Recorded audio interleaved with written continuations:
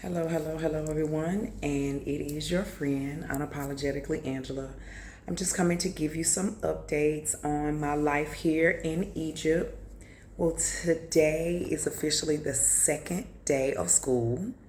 I meant to do this video yesterday, but in real life, just meeting the kids for the very first time was overwhelming, and I just needed to breathe. But what I'm so excited about is the fact that children are universal. It makes me so grateful for the career path that I feel was chosen for me. Teaching children, they're all the same. You know, they may have their own personalities, they may have their own way of communicating, and yes, they do need a different approach to their learning, but they all desire structure, they all desire love, they all respond in ways that are new, that are exciting, because they're trying to figure out how to communicate their needs, whether it's what you can't understand, whether you can't read, whether this doesn't make sense. And so to be in an environment where in the United States, I'm speaking to students. I taught preschool. I think I've taught preschool now almost 17 years of my life. I've taught second grade, I've taught fourth grade. But the one thing that I've noticed is, especially in preschool, teaching them the alphabet, teaching them sounds, teaching them numbers, all of these things just look like symbols or squiggly lines to them because they have not been taught and it has not been etched in their brain to give these meaning. So to be in a country where I'm speaking the King's English, as they say, and they are Arabic speaking. They speak Arabic in their home, hearing my dialect, trying to understand what I'm saying, trying to follow instructions, and me communicating with them and understand what they're saying and understanding what their needs are has been an amazing challenge for me. I remember so many times that teachers in the States would say things like, you know, they're over here in this country, so it's their job to figure out what we are saying. Well, I'm on the flip side of that. I have to do what I can to understand what they are saying. They are speaking to me in English, but their accent is very thick, and you have to pay attention and really get on their level to understand how they're expressing themselves, because they get a little more frustrated than others because we don't understand them. So today was the second day. We've developed a small routine. We've developed a relationship.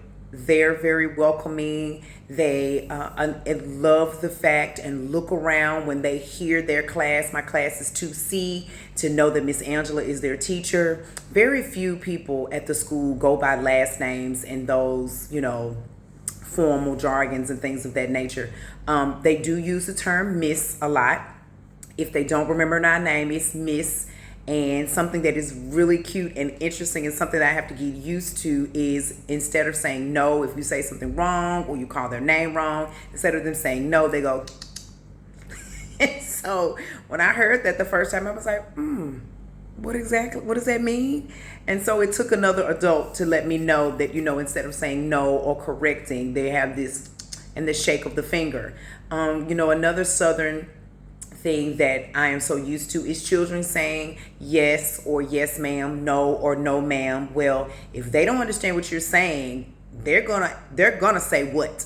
And they're gonna say what with this look on their face to let you know that they don't understand what you're saying. They didn't hear what you're saying.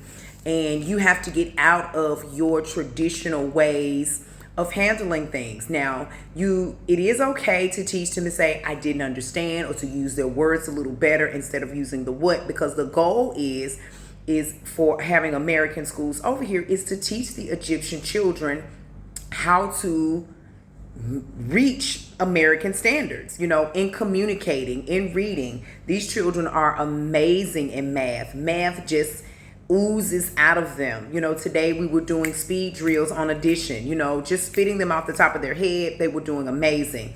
Now, the problem comes in is writing and formulating the problems and actually taking the patience to actually, again, do and write the equation properly. But in all honesty, that was our issue in the States as well. You know, pushing children to do their best. They're wanting to rush and be finished so that they can do other things, whether that's aggravate children, whether that's get on their iPad, color, draw. You know, it's always something. So those universal things are, you know, all over the world. Another thing that is a true blessing over here is we're using the exact same curriculum that we were using in the United States. We are using the McGraw-Hill, Wonders, and Reveal, and it's something that I'm very familiar with. We still have to do the RTI scores. We still do our interventions for the tier 1, tier 2, and tier 3 students. So the things are the same. It's just on a different level because, again, these are children who are Arabic speaking in their home, coming into a school where they're expected to read American, comprehend American, and test on an American level. So, right now we're just taking our time to develop relationships, rules, and procedures. They are very lenient in the younger ages about procedures and following rules and cleaning up behind yourselves. So the expectation for us now that they're in the second grade and moving up is to develop that structure. Let's get in a line. Let's clean up behind ourselves. Let's not make a mess. Let's respect each other's space and things of that nature. So we're going to spend a lot of time, probably the first 2 to 3 weeks of school, trying to implement those skills because the culture here inside and out of school is that they drop things on the floor. There's going to be pictures that I'm posting on Facebook of all of the trash and the debris that's thrown on the ground. And I did hear this morning while getting on the buses that they finally implemented a fine for dropping trash on the ground because it is heaps and piles of trash, guys. Even around the most beautiful buildings around the school, it's just trash heaps and they're everywhere. And I can't say that this is because they didn't care about their country, but the rule was just not enforced. Instead of looking for a garbage can, if I'm done eating, if I'm done drinking, I just trash it where I am.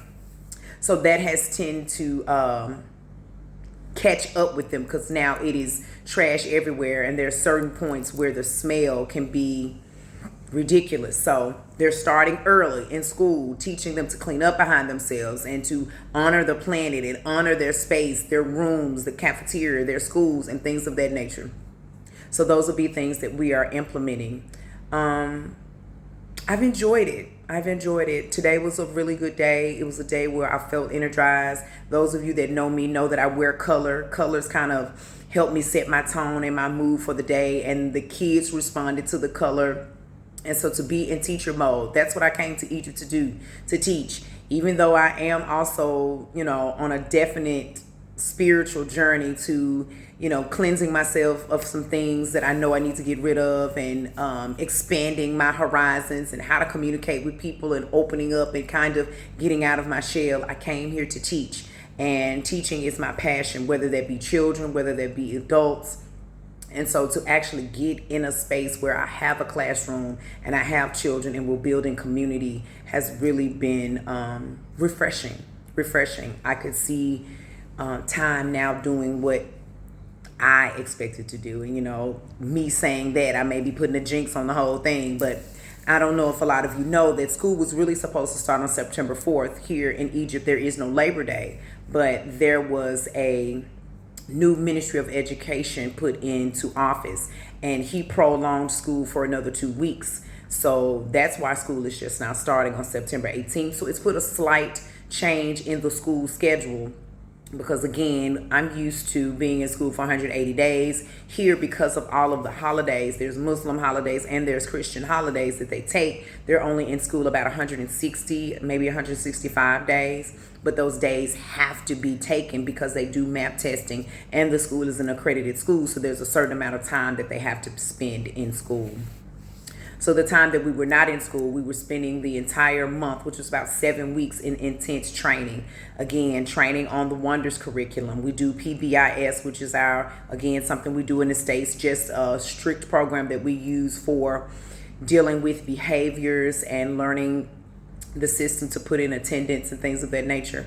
But just know, teachers, those of you that are out there thinking and possibly wanting to get out and do this teaching abroad thing, when you teach abroad and they're asking for American teachers, they are using the curriculum that is used in the United States abroad so that the children can leave their country and be able to go anywhere and say that they got an American education using the American resources. So don't let that be the thing that stops you from applying and taking this leap.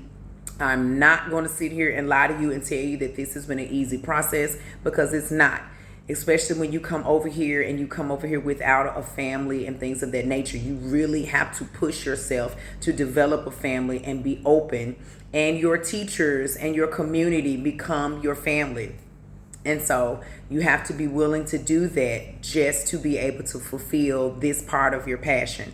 I am really grateful for today, because today was a good day. It gave me, again, a refreshing feeling, because teaching is what I came here to do. And if one thing can just confirm that you're meant to be a teacher, when you get into the space with the children and it's just a flow and you know that's what you're there to do, everything seems to fall in place. So thank you so much. I just wanted to give you that update, because I know a lot of my videos have been about what's going on and, not necessarily the most positive things, but just know that, today gave me a seal of appreciation for what I do as a teacher. And my hats off to my teachers that are listening, that are in the States, wherever you are. Hats off to you. I hope you're having a wonderful school year. And I know often we are taken for granted, but the children appreciate us. They will never forget a good teacher. So keep up the good work. I love you all, and thank you for your support. I hope to talk to you very, very soon.